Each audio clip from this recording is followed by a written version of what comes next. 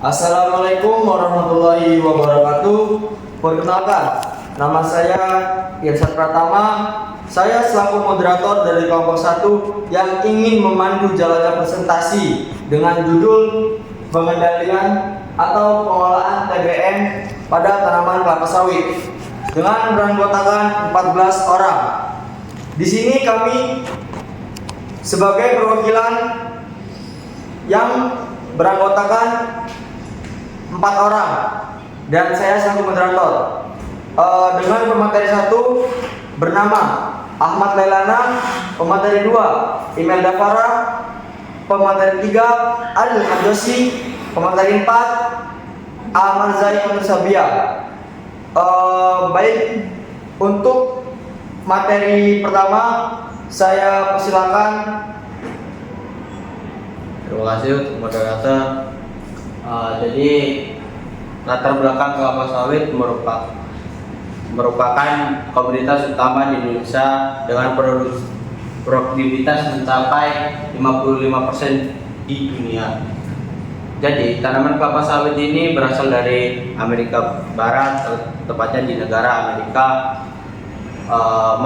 Mulai masuk di Indonesia itu pada tahun 1848, tepatnya di daerah Kebun Raya Bogor,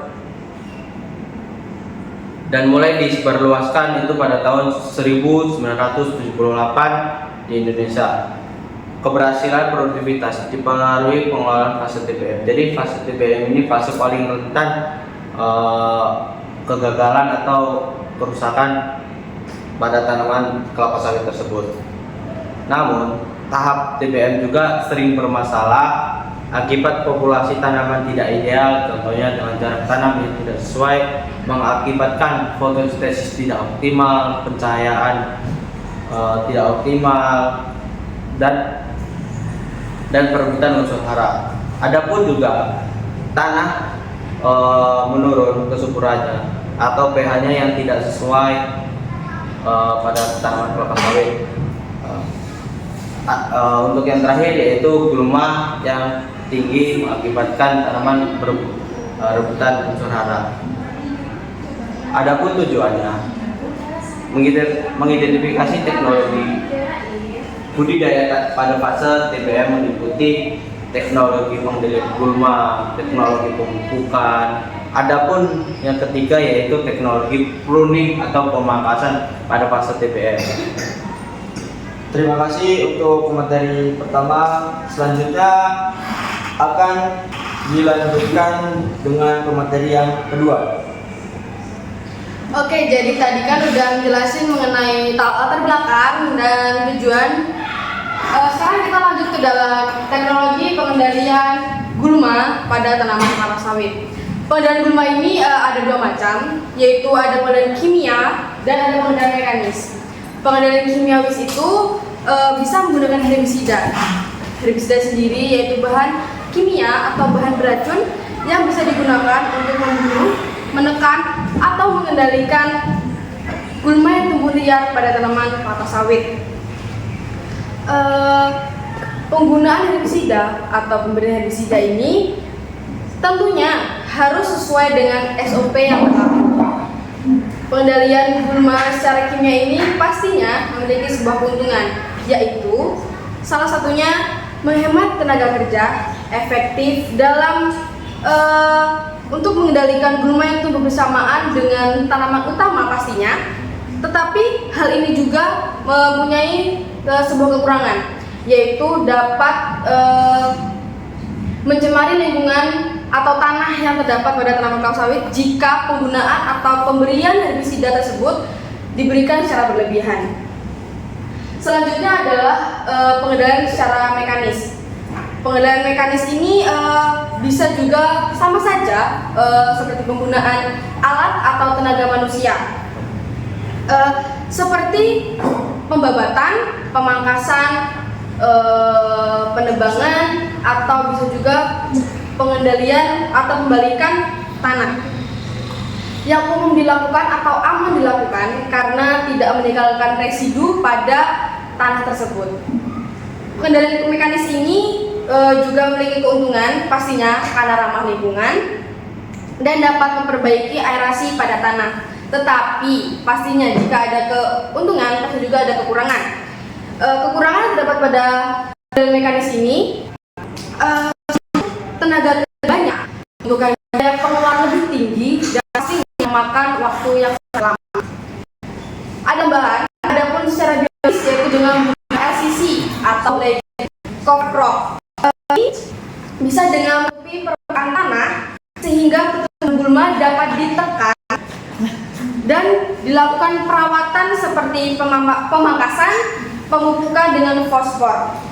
Tadi kita masuk ke dalam kimia, mekanis, dan biologis. Kimiawi itu bisa dengan tangki semprot yang biasanya digunakan pada umumnya.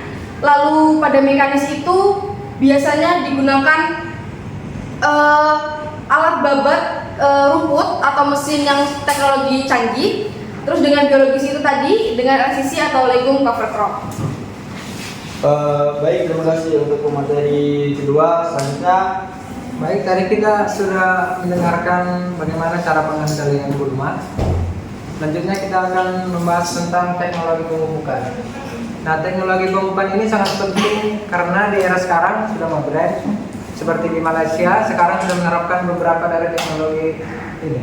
Teknologi ini sangat membantu untuk efisiensi, seperti efisiensi waktu, tenaga kerja, dan juga biaya untuk pemupukan. Nah, pertama kita akan membahas precision nutrient management. Jadi teknologi ini adalah dengan cara mengumpulkan data dari lahan. Misalnya kita punya 100 hektar lahan sawit, kita mengambil sampel itu untuk 1 hektar sampai 3. Jadi setelah kita ambil sampel tanah, kita bawa sampel tanah tersebut ke lab untuk dianalisis kandungan N, P, K ataupun unsur hara lainnya. Setelah kita menganalisis data tersebut, kita buat peta persebaran nutrisi atau hara. Nah, peta tersebut kemudian dimasukkan ke dalam JIS untuk dibentuk peta supaya kita melihat interpretasi warna. Seperti warna merah, berarti warna ini membutuhkan banyak pupuk. Seperti contohnya dosis pupuk N 300 kg per hektar. Atau dengan warna orange berarti kebutuhan pupuknya lebih rendah. Dan juga hijau berarti kurang ataupun cukup. Nah, selanjutnya ada drone dan GPS mapping. Nah, drone ini berfungsi sebagai alat untuk memupuk ataupun menganalisis kebutuhan pupuk. Selain untuk itu, drone tersebut dapat bergerak secara otomatis dengan bantuan GPS. Nah, pertama sebelum melakukan pemupukan, kita membuat jalur dulu. Jalur mana yang akan dilewati GPS dengan otomatis. Nah, tadi kan sudah ada PNN atau persebaran unsur hara. Setiap daerah pasti berbeda-beda kebutuhan pupuknya, sehingga jalurnya juga harus berbeda. Dengan drone dan GPS ini, drone itu akan memupuk secara otomatis dengan dosis yang sudah ditentukan. Drone ini dapat memupuk pupuk berbentuk cair dan juga berbentuk granul. Nanti kemudian operator drone ini tinggal memantau saja pergerakan drone dan juga akan berhenti saja. Kemudian pupuk organik dan fertilizer. Pupuk organik seperti humus dan fertilizer. Biofertilizer itu hayati. Agen hayati itu seperti busuk, proderma. Pupuk organik ini sangat penting pertumbuhan yang meningkatkan vegetasi belum memasuki produksi 3 tahun 4 tahun akan berbuah. Nah, pupuknya fertilizer ini yang saya sebutkan tadi ini dapat membantu untuk pengalihan penyakit seperti busuk fusarium, jadi akar itu membusuk. Nah, video fertilizer ini koderma dapat menekan dampak terserang tersebut. Kemudian ada Rhizobium itu semacam bakteri yang dapat bersimbiosis dengan legum cover tadi, dapat meningkatkan kebutuhan yang ditahan dengan cara fixasi nitrogen. Nah, dengan ketiga pemupukan ini maka dapat tercipta tadi efisiensi waktu, efisiensi tenaga kerja dan juga biaya. Sekian. Terima kasih Mas Edi. Selanjutnya Baik, selanjutnya saya akan menjelaskan tentang teknologi pruning. Pruning sendiri adalah pemangkasan atau pemotongan standar, pemotongan pelepah yang kering ataupun rusak. Itu bertujuan untuk menghilangkan pelepah kering atau sakit. Pelepah kering atau sakit itu biasanya tempat sarangnya hama dan penyakit. Berikutnya ada meningkatkan penetrasi cahaya, fotosintesis, dan kesehatan tanaman. Dengan adanya pruning, tanaman akan lebih dapat mengoptimalkan cahaya matahari yang untuk berfotosintesis dan dapat menjaga kesehatan tanaman. Berikutnya ada teknologi modern. Nah, yang kita tahu kan pemangkasan pelepah ini biasanya menggunakan dodos ataupun menggunakan egreg. Nah, di zaman sekarang itu bisa menggunakan teknologi modern seperti yang digambar. Itu menggunakan listrik dan menggunakan sensor monitoring yang berguna untuk memilah bagian mana aja yang dapat dipangkas atau dibuang.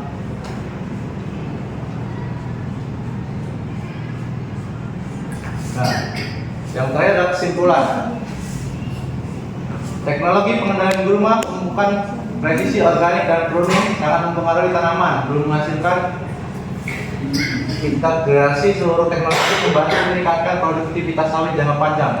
Maksudnya adalah dengan ketiga metode tersebut, metode pengendalian gulma secara kimiawi itu dapat meningkatkan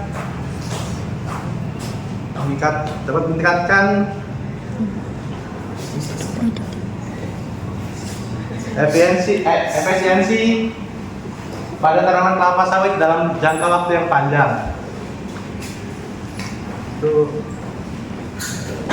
Ada juga teknologi pemupukan CBM. Nah, ini teknologi ini dapat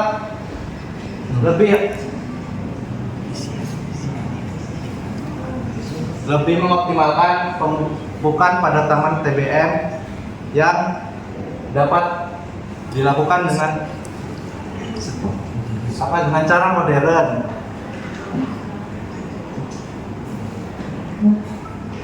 Integritas seluruh teknologi membantu meningkatkan produktivitas sawit jangka panjang. Nah, ini yang saya maksud tadi adalah yang ini dengan mekanis itu tidak dapat melukai gulma atau melukai tanaman secara tidak sengaja. baik, presentasi pada sore hari ini telah selesai, yang dimana pemateri kami sudah menjelaskan hasil dari PowerPoint yang ada di dalam TV tersebut. Jika ada salah dari saya mohon maaf. Baik, presentasi pada sore ini saya tutup. Wassalamualaikum warahmatullahi wabarakatuh.